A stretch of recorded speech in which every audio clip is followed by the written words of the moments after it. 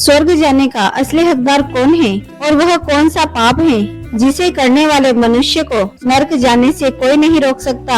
आज एक प्राचीन कथा के माध्यम से हम आपको बताने का प्रयास करेंगे कि पूजा पाठ, दान धर्म, जप तप आदि प्रकार के करोड़ों पुण्य के काम करने के बाद भी कुछ मनुष्य नरक में ही क्यों जाते हैं तथा अत्यधिक घोर पाप करने पर भी कुछ मनुष्यों को स्वर्ग की प्राप्ति किस कारण से मिलती है। ऐसा वह कौन सा पुण्य है जो मनुष्य के करोड़ों पापों का नाश करता है और ऐसा वह कौन सा पाप है जो उसके करोड़ों पुण्यों को नष्ट कर डालता है। तो चलिए दोस्तों, बिना किसी देरी के शुरू करते हैं। एक समय की बात है, देवर्षि नारद बैकुंठ लोक में जाते हैं और भगवान विष्णु से पूछते हैं कि हे प्रभु, कुछ मनुष्य पाप करने पर भी स्वर्ग में क्यों जाते हैं और कुछ मनुष्य को पुण्य करने के बावजूद भी नरक में क्यों जाना पड़ता है। ऐसा वह कौन सा पाप है जो सभी पुण्य को नष्ट कर डालता है और वह कौन सा पुण्य है जो समस्त पापों को भस्म कर डालता है। तब भगवान विष्णु कहते हैं, हे देवर्षि, आज आपने संसार के कल्याण हेतु उत्तम प्रश्न पूछा है। इसी संदर्भ में आज मैं आपको एक अत्यंत प्राचीन इतिहास सुनाता हूँ, जिसे सुनकर आपको आपके सभी प्रश्नों के उत्तर मिल जाएंगे। इसीलिए आप इस कथा को ध्यान से पूरा जरूर सुने। जो भी मनुष्य इस कथा का श्रवण करता है उसके समस्त पापों का नाश होता है। देवर्षि कहते हैं कि हे प्रभु, आपके मुख से इस कथा को सुनना मेरा सौभाग्य है। मैं इस कथा को ध्यान से पूरा अवश्य सुनूंगा और इसका प्रचार करूंगा। भगवान विष्णु कहते हैं, हे देवर्षि, पूर्व काल की बात है। मध्य देश के एक नगर में एक ही समय पर 5 मनुष्यों की मृत्यु हो जाती है और वे सभी मृत्यु के पश्चात यमलोक में पहुंचते हैं। यमलोक पहुंचने पर वहां का दृश्य देखकर वे सभी भयभीत हो जाते हैं। उनका अंग अंग कांपने लगता है। यमलोक में विशालकाय आकार वाले यमराज सुवर्ण से बने सिंहासन पर विराजमान होते हैं। उनके पास चित्रगुप्त बैठे हुए होते हैं, जिनके पास सभी प्राणियों का लेखा जोखा रखा हुआ है। यम के दूत प्राणियों को आगे धकेलते रहते हैं। कुछ मनुष्य जोर जोर से विलाप कर रहे होते हैं तो कुछ मनुष्य अत्यंत प्रसन्न होकर चल रहे होते हैं। स्वर्ग के द्वार से सुंदर प्रकाश दिखाई पड़ रहा होता है तो वही नरक के द्वार से धधकती हुई अग्नि की ज्वालाएं दिखाई पड़ रही है। इस भयानक दृश्य को देखकर वे पांचों एक दूसरे से बात करने लगते हैं और अपने अपने पाप के विषय में चर्चा कर रहे होते हैं। उन 5 में से 4 लोगों ने अपने जीवन में बहुत पाप कर्म किए होते हैं और उन सभी को यह जान पड़ता है कि अब वे चारों ही नरक में जाने वाले हैं। उन चारों में एक चोर होता है, दूसरी वेश्या होती है, तीसरा विद्वान पंडित होता है और चौथा एक राजा का सैनिक होता है तथा 5वां एक धनवान किसान होता है। वे पांचों अपने अपने कर्म फलों को भुगतने के लिए तैयार होते हैं। फिर एक एक करके सभी पापी और पुण्य आत्माएं आगे चली जा रही होती हैं। वे चारों एक दूसरे के पाप कर्मों के बारे में बात करने लगते हैं। पहले चोर कहता है, भाई मैं तो पक्का नरक में ही जाऊंगा, क्योंकि मैंने बहुत बार चोरी की है, दूसरों का धन लूटा है, दूसरों को तकलीफ दी है, लेकिन मैंने ऐसा मजबूरी में किया था। चोरी करके मैं अपने परिवार का पेट पालता था, क्योंकि मुझे कोई दूसरा काम नहीं आता था।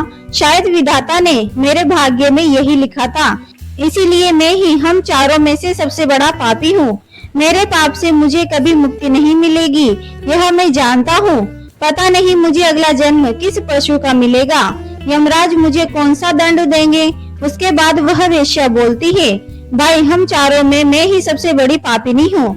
मुझसे बड़ा पाप यहाँ पर किसी ने नहीं किया होगा। जो स्त्री अनेक पुरुषों के साथ संबंध बनाती है उसे नरक में ही डाला जाता है, यही शास्त्र कहते हैं। इसीलिए मेरा भी नरक में जाना तय है, किंतु मैं शपथ खाकर कहती हूँ, मैंने यह सब कुछ जानबूझकर नहीं किया है। जब मैं छोटी उम्र की थी तभी एक दुष्ट व्यक्ति मुझे उठाकर ले गया और मुझे जबरदस्ती वेश्या बना दिया। मैंने न चाहते हुए भी कई पुरुषों से संबंध बनाए।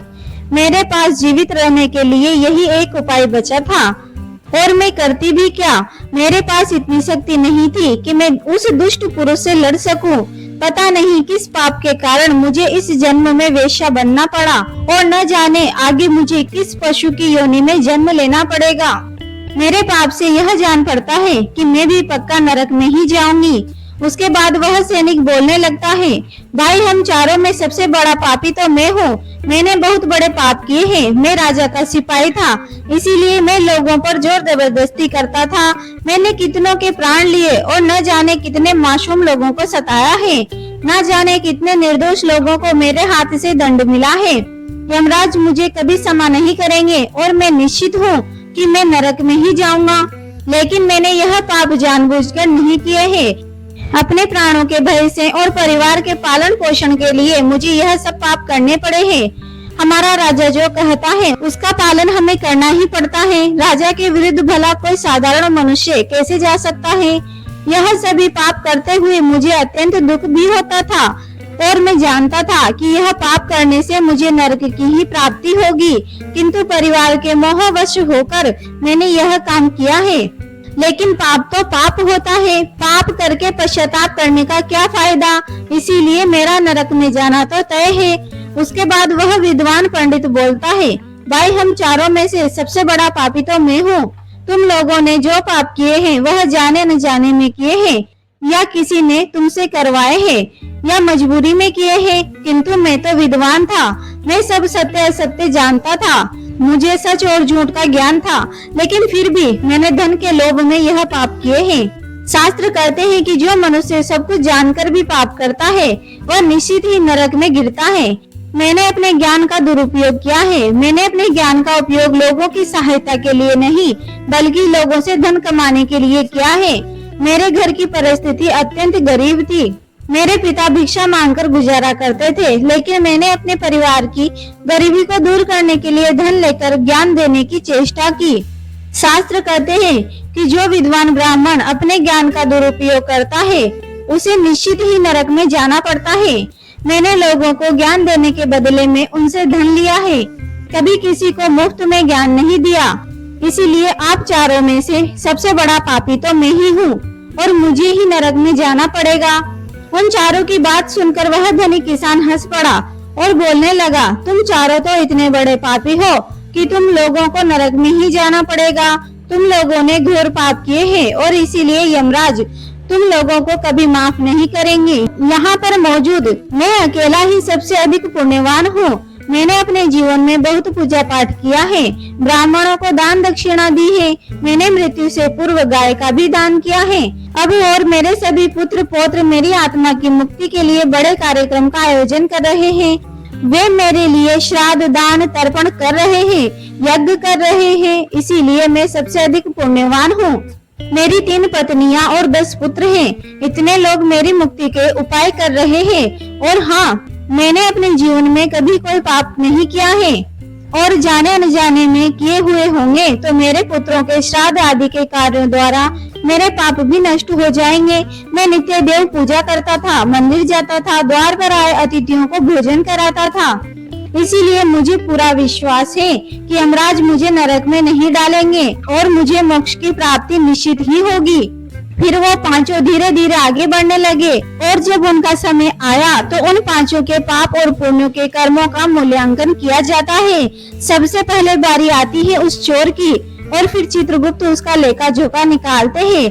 कुछ देर तक विचार करने के बाद उसके पाप पुण्य का मूल्यांकन करने के बाद यमराज उसे स्वर्ग में जाने के लिए कहते हैं। इस निर्णय को सुनकर चोर आश्चर्य में पड़ जाता है और बड़ी ही प्रसन्नता से वह स्वर्ग के दरवाजे की ओर चला जाता है। दूसरी बारी आती है वेश्या की। चित्रगुप्त उस वेश्या का भी लेखा जोखा निकालते हैं और कुछ देर तक विचार करने के बाद उसके पाप पुण्यों का मूल्यांकन करके यमराज उसे भी स्वर्ग जाने के लिए कहते हैं। इस विचित्र निर्णय को सुनकर वह वेश्या भी आश्चर्य में पड़ जाती है।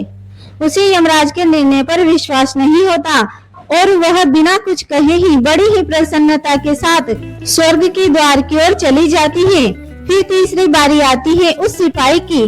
चित्रगुप्त उसके भी कर्मों का लेखा जोखा निकालते हैं और कुछ समय विचार करके उसके पापों का मूल्यांकन करके यमराज उसे भी स्वर्ग में जाने के लिए कहते हैं। इस निर्णय को सुनकर वह सिपाही भी सोच में पड़ जाता है और बड़ी ही प्रसन्नता के साथ वह स्वर्ग के द्वार की ओर चला जाता है। फिर चौथी बारी आती है उस विद्वान ब्राह्मण की। चित्रगुप्त उस ब्राह्मण के कर्मों का लेखा जोखा निकालते हैं और कुछ देर तक विचार करते हैं। फिर यमराज उस ब्राह्मण को भी स्वर्ग में जाने के लिए कहते हैं। फिर वह विद्वान ब्राह्मण विचार करता है, मैंने तो पाप किया है, फिर मुझे क्यों स्वर्ग में भेज रहे हैं। फिर वह भी मन ही मन प्रसन्न होकर स्वर्ग के द्वार की ओर चलने लगता है। उन चारों को स्वर्ग में जाता देख वह धनवान किसान बहुत दुखी और क्रोधित हो जाता है। वह सोचने लगता है कि यह कैसा न्याय है, इन पापियों को स्वर्ग में जाने का मौका मिल रहा है। फिर मैंने जो पुण्य कर्म किए हैं उन सभी का क्या काम, क्या पापी और पुण्यवान एक ही जगह पर डाले जाएंगे, तो पुण्य करने का क्या फायदा। फिर उस धनवान किसान को यम के दूत जोर से धकेल देते हैं और कहते हैं, अरे पापी तू आगे चल, तुझे नरक में डाला जाएगा, यमराज तुझे माफ नहीं करेंगे। यह सुनकर वह धनवान किसान भयभीत हो जाता है और कहने लगता है, हे यम के दूतों, मैं तो स्वर्ग में जाऊंगा, मैंने कोई पाप नहीं किया, मैंने जीवन में बहुत पुण्य किया है, देख लेना यमराज मुझे स्वर्ग में ही भेजेंगे। फिर वह धनवान किसान यमराज के सामने आकर खड़ा हो जाता है। चित्रगुप्त उसके कर्मों का लेखा जोखा देखते हैं और उसके पाप पुण्य के कर्मों का मूल्यांकन करते हैं, तो उसके पाप का पलड़ा भारी हो जाता है और यमराज उस धनवान किसान को कहते हैं, अरे दुष्ट, तूने तो बहुत बड़ा अपराध किया है, तू तो नरक में जाने के ही योग्य है। इतना सुनते ही वह किसान थरथर कांपने लगता है और यमराज से कहता है, हे धर्मराज, यह अन्याय है, मैंने तो जीवन में कोई पाप ही नहीं किया और पुण्य ही किए हैं, आप मुझे नरक में क्यों डाल रहे हो। और मुझसे पहले जो 4 लोग गए थे वे तो घोर पापी थे, उन्होंने बड़े बड़े पाप और अपराध किए हैं, उन्हें तो आपने स्वर्ग में डाल दिया है, आप ऐसा अन्याय मेरे साथ क्यों कर रहे हैं। अगर ऐसा अन्याय होगा तो भला कौन सा मनुष्य धरती पर पुण्य करेगा। फिर यमराज कहते हैं, अरे पापी, तूने जो पाप किया है वह उन चारों के पापों के सामने कुछ भी नहीं है। तेरे एक पाप के कारण सारा पुण्य फल नष्ट हो गया है। यदि तूने यह पाप नहीं किया होता तो तू स्वर्ग में जा सकता था, लेकिन तूने यह पाप जानबूझकर किया है, इसीलिए तुझे नरक में अवश्य जाना पड़ेगा। उस चोर ने तो मजबूरी में चोरी की थी, किंतु वह चोर दूसरों की भूख मिटाता था, गरीबों को दान करता था, उसने कभी किसी निर्दोष और गरीब व्यक्ति के घर चोरी नहीं की। उसके पुण्य कर्म उसके पाप से अधिक थे, इसीलिए वह स्वर्ग में गया। दूसरी जो वेश्या थी वह अपने मन से वेश्या नहीं थी, उसे जबरदस्ती डाला गया था और उस वेश्या ने केवल अपने शरीर को पीड़ा दी थी, लेकिन बाकी कार्य तो उसने पुण्य के ही किए। वह पशु पक्षियों को रोज दाना डालती थी, जानवरों की सेवा किया करती थी, इसीलिए उसका पुण्य भी पाप से बड़ा था। तीसरा वह सिपाही था जिसने राजा के हुक्म का पालन किया था, किंतु उसने भी बहुत पुण्य के काम किए हैं, उसने कई बेसहारा लोगों की मदद की है, इसीलिए वह भी स्वर्ग में ही गया है। और चौथा वह विद्वान ब्राह्मण था, उसने अपने ज्ञान का दुरुपयोग अवश्य किया है, किंतु वह नित्य गाय की सेवा किया करता था, दान धर्म करता था, इसीलिए उसके पुण्य भी उसके पाप से कहीं अधिक थे और वह भी स्वर्ग में ही गया। इतना सुनकर वह धनवान किसान बोलता है, हे धर्मराज, इन चारों ने जो भी पुण्य किए हैं वह तो मैंने भी किए हैं, बल्कि उनसे ज्यादा किए हैं, फिर भी मैंने ऐसा कौन सा पाप किया है जो मुझे नरक में भेज रहा है। यमराज कहते हैं, हे दुष्ट, याद कर, तूने उस अबला विधवा नारी पर गलत लांछन लगाया था कि उसने तेरे घर पर चोरी की है, और इसके साथ ही तूने उसके ऊपर कई अन्य लांछन लगाए थे, उसे व्याभिचारिणी और वेश्या कहकर उसके चरित्र का हनन किया है, और राजा ने उसे सत्य समझकर उस अबला विधवा नारी को मृत्यु दंड दिया था। हे पापी मनुष्य, ब्रह्म हत्या, चोरी, मदिरापान आदि प्रकार के घोर पापों से भी प्रायश्चित करके मुक्त हो सकता है, किंतु दूसरों पर गलत लांछन लगाने पर कोई प्रायश्चित नहीं होता है। जो दूसरों पर गलत आरोप करता है, सत्य जानकर भी दूसरों को झूठ कहकर उनके ऊपर दोष डालता है, वह तो सबसे बड़ा पापी है। उसके द्वारा किए गए सभी पुण्य नष्ट हो जाते हैं, इसीलिए तूने जितने भी पुण्य किए हैं वे सभी उस एक पाप के कारण नष्ट हो गए हैं। फिर यमराज यमदूतों को कहकर उस पापी किसान को नरक में ले जाने के लिए कहते हैं, और वह किसान रोता हुआ विलाप करता हुआ नरक के मार्ग पर चलने लगता है। हे देवर्षि, इस प्रकार से उन चारों ने पाप करके भी उन्हें स्वर्ग की प्राप्ति हुई, किंतु उस किसान ने जघन्य अपराध किया है, किसी अबला स्त्री पर गलत लांछन करके उसका चरित्र हनन किया है। एक स्त्री सदा ही पूजनीय है, जो भी पुरुष स्त्री पर गलत आरोप करता है उसे महापाप लगता है। कभी किसी स्त्री की दुर्बलता का फायदा नहीं उठाना चाहिए। पराई स्त्री को सदैव ही माता समझना चाहिए। जो पराई स्त्रियों पर गलत दृष्टि डालता है उसे पाप ही लगता है। जो विधवा दुखिया स्त्री को सताता है उसे नरक में जाना पड़ता है। मनुष्य को कभी सत्य का मार्ग नहीं छोड़ना चाहिए। सत्य के मार्ग पर चलकर ही स्वर्ग की प्राप्ति होती है। असत्य का साथ देने से मनुष्य के सभी पुण्य भी नष्ट हो जाते हैं। तो दोस्तों, कभी किसी पर गलत आरोप नहीं करना चाहिए। सत्य जानकर भी असत्य का साथ नहीं देना चाहिए। जो दूसरों पर गलत आरोप डालता है उसे यमराज कभी क्षमा नहीं करते। उम्मीद है आपको यह कथा पसंद आई होगी। वीडियो को लाइक जरूर करें, कमेंट में जय श्री कृष्ण अवश्य लिखें। साथ ही चैनल को सब्सक्राइब करें। आप सभी का धन्यवाद।